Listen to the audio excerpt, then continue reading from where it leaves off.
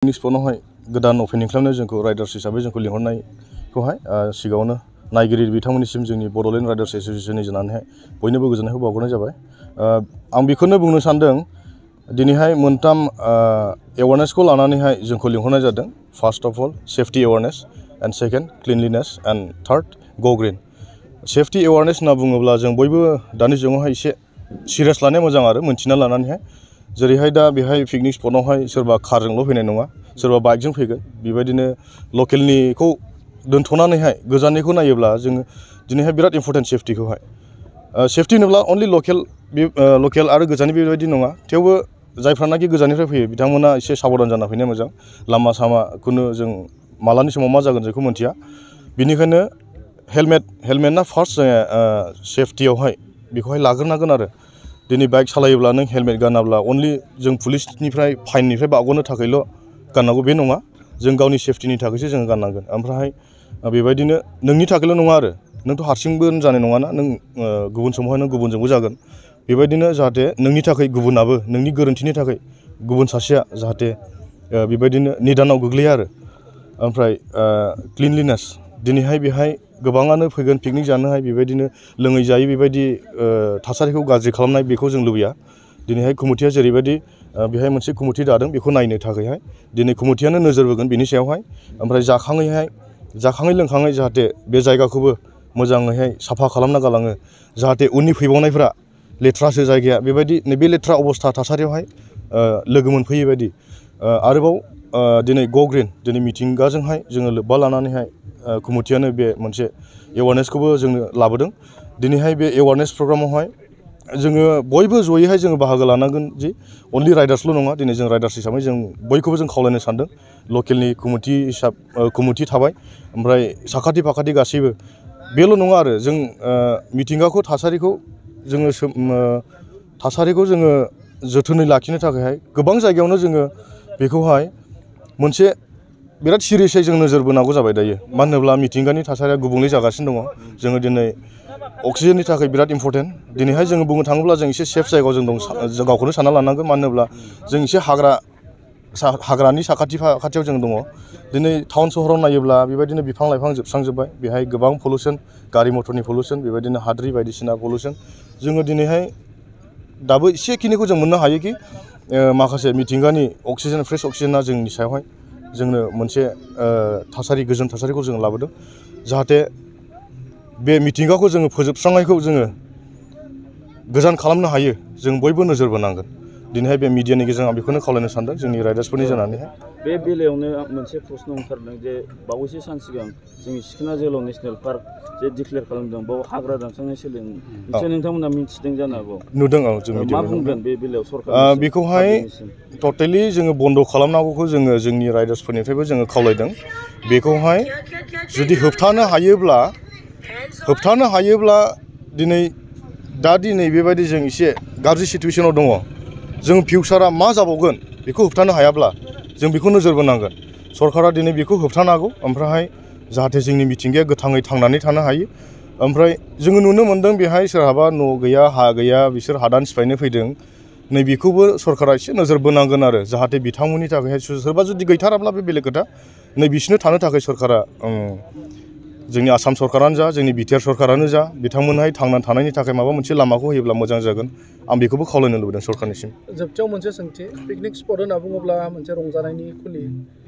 दा बेनि बेलायावहाय जोंनि माखासे जाखांफुनाय लाइमोनफोरखौ लोङै जायै थासारि गाज्रि जानायखौ नुनो मोनो। बे बेलायाव जोंनि लाइमोनखौ माबायदि सांग्रांथि होनो सानो? जोङो लाइमोन बैसोआव बयबो रंजानो लुबैयो, एबा पिकनिक होनना बुङोब्लानो जोङो मोनसे रंजानो माने इन्टारटेनमेन्ट, इन्जयमेन्ट लानो होनना फैयो। खिन्थु नैबेहाय जोङो इन्टारटेनमेन्ट आरो इन्जयमेन्ट बेखौल' जों नोजोर होयोब्ला बे 100% गोरोन्थि जागोन। मानो होनोब्ला दिनैहाय नोङो बेहाय मोनसे लिमिट थानांगोन। नोंनि जिबना दानो दं दानो गैया, मालानि समाव मा जागोन जोंखौ जेबो रावबो रिस्क लानो हाया एबा बुंस'नो हाया जोङो। दिनैहाय बेखौहाय जोङो लिमिटआव जोङो सोलियोब्ला होमब्ला निस्सय बे इन्टारटेनमेन्टआबो नोंनि लाइफजोंहायनो थांफाबाय थागोन, एबा पजिटिभ इन्जयमेन्ट एबा इन्टारटेनमेन्टखौ नोंथाङा लाइफजोंहायनो थांफाबाय थागोन, एबा पजिटिभ इन्जयमेन्ट एबा इन्टारटेनमेन्टखौ नोंथाङा बेहाय लाफैनो हागोन। जाहाथे लोंनाय जानायखौ बांद्रायैहाय गावखौनो लिमिट बारजासे जाहाथे बेहाय जों होसोमनो नाङा आरो। नोंथांमोना गोबां जायगायाव दावबायो जोंनि जायगाजों गुबुन जायगाजों बाव टुरिजमनि बेलायाव डेभेलपमेन्ट खालामनांगौ माबायदि बाव सर्स दङ? बिराद मोजां पइन्ट आरो नैबेनि सायाव बुंनो मोननानै आं गोजोननाय मोनसिनदों। मानो होनोब्ला जों दिनै गुबुन गुबुन जायगायाव थाङोब्ला जों टुरिजमनि सायाव एबा महायबा मोनसे जायगा एक्सप्लर खालामनायावहाय बिराद समायना बेफोरबायदि टुरिजम डिपार्टमेन्टजोंनो माखासे लिंक आप जानाय एबा सोमोन्दो थानाय जों बेफोराव जोङो जेब्ला हाबो अब्ला जों जोंनिखौ एसे सानहरोब्ला एसे बोरैबा दाबो जों बिराद मा होनो बेकवार्डआव दं जों सानना लानाङो आरो। मानो होनोब्ला नैबेफोरबायदि जायगाया जोंना मोनसे बिराद मोजां समायना जायगा जाय जायगायाव मानसिफ्रा गुबुन गुबुननिफ्राय फैनानैहाय बेबायदिनो एक्सप्लर खालामनो फैयो। जुदि नैबेखौहाय जोंनि टुरिजम डिपार्टमेन्टआ नोजोर बोनानैहाय बै गुबुन जायगाफोरनिया जेरैबायदि टुरिजमखौहाय फेस्टिभेल बायदिसिना नैबेफोरो मोनसे टुरिजमाव गोग्लैजोबो जेनेबा फेस्टिभेलफ्राबो नैबेखौहाय बेनि गेजेरजोंनो जोंनि जाहाथे बड'लेण्डआ बिटिआरआबो माबा मोनसे नेक्स्ट स्टेपआवहाय मुंदांखा जायो खोमा जों बेखौ लुबैयो आरो। दा बे पिकनिक स्पटनि कमिटिनि दैदेनगिरिफोरखौबो आं खावलायदों जाहाथे नैबे दिनैनिल' नङा पिकनिक स्पटआ उनावबो नेक्स्ट इयार जाहाथे नै देग्लायनि थासारिया माबोरै सोलिदों बेनिफ्राय साबसिनैहाय जाहाथे बिथांमोनाबो टुरिजम डिपार्टमेन्टजों एसे टाच खालामनानैहाय मोजां समायनासिन खालामनो हायो खोमा एबा जोंनि बड'लेण्डआव गोबां बेबायदिनो जायगा दङ जेरैहाय नेसनेल पार्कफोरनि अनगायैहायबो गुबुन गुबुन समायना जायगा दङ जेरै सरलपारा बेफोरखौहायबो जोंनि जुदि टुरिजम डिपार्टमेन्टआ मोजां थासारि एबा मोजां साखाथि फाखाथि बेबायदिनो माखासे नोजोर बोनानैहाय बेखौहाय टुरिस्टफोरनि थाखायहाय मोनसे मोजां जायगा होननानैहाय जुदि खालामनो हायोब्ला बिराद गोजोननाय मोनगोन आरो जोंनि राइडार्स ग्रुपनिफ्रायबो जों बेखौ खावलायनाय थाबाय। नंगौ आङो बे हाथिसार ओनसोलनि मोनाबिलि पिकनिक स्पटनि कमिटिनि जानानै नोंथां मिडियामोनखौ बरायग्रोनाय थाबाय। जोंनि बबे मोनाबिलि पिकनिक स्पटआ 2017 मायथाइनिफ्रायनो सोलिबोदों। दिनै 2024-25 फैगासिनो दं। बाव गोदान बोसोरनि बयखौबो खावलायनाय थाबाय, खुलुमनाय थाबाय, हामलायनाय थाबाय। देग्लायहाय जोङो बे मोनाबिलि स्पटखौ थांनाय बोसोरफोर बायदि मोजाङैनो खुंफुंनो सानदों।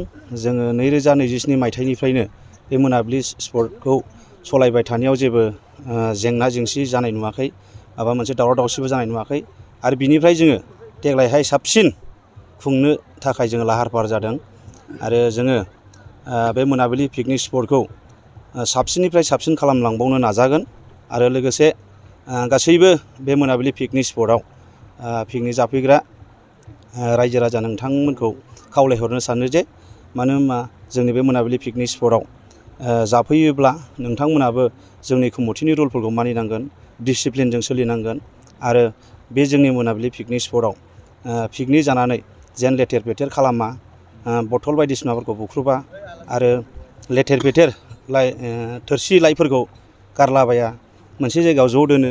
जोंनाव कमिटियाव बेखौहाय बिनिफ्राय ज' जायगायाव दोननायनिफ्राय लांग्रा दङ।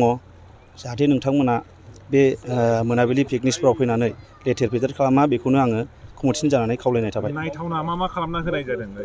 नायथावना ओरैनोथ' जोंनियाव सिगांनियाव दैया एसे गिदिरमोन, बेनिखायनो दालांफोरखौ बारा गोलावखाय समायनासिन खालामनो हायाखैमोन। देग्लाय दैया एसे गुसुं जादों, गुसेब जादों, बेनिखायनो जों देग्लायहाय साबसिन सिगांफोरनिफ्राय साबसिन बानायनाय जादों दालांफोरखौ। आरो जायगाफ्राबो सिगांहाय बालामोन, देग्लायहाय थोरि रज'बाय, गांसो रज'बाय, मोजां जाबाय, क्लिनसिन जाबाय। देग्लाय बिदि हाद्रि गैया सिगांनि बायदि, बिराद मोजां समायनासिन जादों देग्लाय। एन्ट्रि फिया माबायदि खालामनाय जादों देग्लायनि बोसोराव? देग्लाय एन्ट्रि फिसखौ बुङोब्ला सिगांनि बायदियानो लानाय जादों। जों बेहाय बाराबो खालामनाय जायाखै। बासखौ जोङो पार बासाव 700 खालामनाय जादों आरो विंगारखौ 500 खालामनाय जादों। बेनिफ्राय बाइकखौ 100 लानाय जादों, कारफोरखौ 300 लानाय जादों। बेबायदि फिसै जों लानाय जादों आरो। दिनै नोंथांमोना फुंबिलिनिफ्राय नैबे मोनाबिलि पिकनिक स्पटखौ बेखेवबाय। दा बेखेवनानै दा दिनै मोनासिम प्रग्राम दङ होनना जों मिथिना मोनदों। माबायदि प्रग्रामा एरेन्ज जालांगोन? निस्सय दिनै जोङो दिनै नभेम्बरनि डिसेम्बरनि दिनैहाय 1 थारिख, बे 1 थारिखआव जोङो अपेनिं सेरेमनि लादों। बे मोनाबिलि पिकनिक स्पटखौ जोङो अपेनिं खालामनो आखायाव लादों। बेवहाय जोङो दिनैहाय मोनसे मोनसे प्रग्राम लादों जे मानो होनबा नाइट प्रग्राम बे नाइट प्रग्रामाव जोंहा माखासे मोजां मोजां आर्टिस्टफोर फैगोन दा बेवहाय जोंहा मेन सिंगार हिसाबै बर'नि नोजोर प्रेक्टिकेल जोंहा बर' आर्ट कमेडियान आर्टिस्ट दङ बिथाङा फैगोन आरो लोगोसे जोङो दा आङो बारा इसिबां माने माबाखौ मोनजोबाखै सोर फैगोन बेखौ दा दान्दिसेनि उनाव जोङो बेखौ नांगौबा जोङो डिक्लेयार खालामगोन सोर फैनाय जागोन खिन्थु गोबां आर्टिस्टफोर फैगोन आरो जोंनाव कमेडियान नोंथांमोनाथ' मिथिखागौ मानो होनबा कमेडियाननि मास्टार होननानै डेन्जार मोजां रोंगौ होननानै प्रेक्टिकेल बिथाङाथ' सियर बे जाबाय माखासेखौ जोङो दा दान्दिसेनि उनाव डिक्लेयार खालामगोन सोर फैनाय जायो बेखिनिखौ बुंबाय आरो स्पर्टनि टाइमिंखौ माबायदि खालामनाय जादों नोंथाङा बबेनिफ्राय बबेसिम जोङो स्पर्टखौ टाइमखौ जोङो फुंनि 6 बाजिनिफ्राय मोनाबिलि 6 बाजिसिम होनाय जादों ओरैनो बेखिनिखौ जोङो खालामथ'नाय जादों जोङो परिस्थितिखौ नायनानै जोङो बानायगोन ओरैनोथ' बादा दङ जोङो जोंनियाव बेयाव 6 बाजिसिम बर्थमान होथ'नाय जादों जोङो नांगौबा जोङो 5 बाजिसिम होगोन परिस्थितिया एसे गाज्रिब्ला आरो जोङो परिस्थितिया मोजांबा एसे एनै 7टा 8टासिमबो होनो हागौ आरो बेखिनिखौ जोङो बुंनाय जादों दावबायारिफोरखौ आङो खावलायनो सानो जे मानो होनोबा जोंनि बे हाथिसारसिम फैनाय लामाया दा बर्थमान एसे मोजां क्लिनाव जाबाय नाथाय एसे हाद्रि दं आरोना हाद्रि दं बेनि थाखाय एसे उसुबिदा अब्लाबो दा लामाया इसेबां गाज्रि गैला आरो जोंनि बे मोनाबिलि पिकनिक स्पटआव जायफोर बिथांमोनहा फैनो गोसो दङ बेयो ओरैहाय जोंनिया बङाइगावनिफ्राय फैनानै सामथाइबारि टु भुटान गेलेफु मोनफैयो आरो बिनिफ्राय जोङो दादगारियाव मोनसे SSB केम्प दङ बे SSB केम्पनि एसे सिगाङाव एसे खोलाहा जोंनियाव सानजाहा फारसे फैनाय लामा दङ बेयावनो मोनाबिलि पिकनिक स्पट मोनसे लिरनाय गेट दङ बिथिंजाय फैयोब्लानो 1-1.5 किल'मिटारजोंनो बेयाव मोनफैगोन आरो मोनाबिलि पिकनिक स्पटआव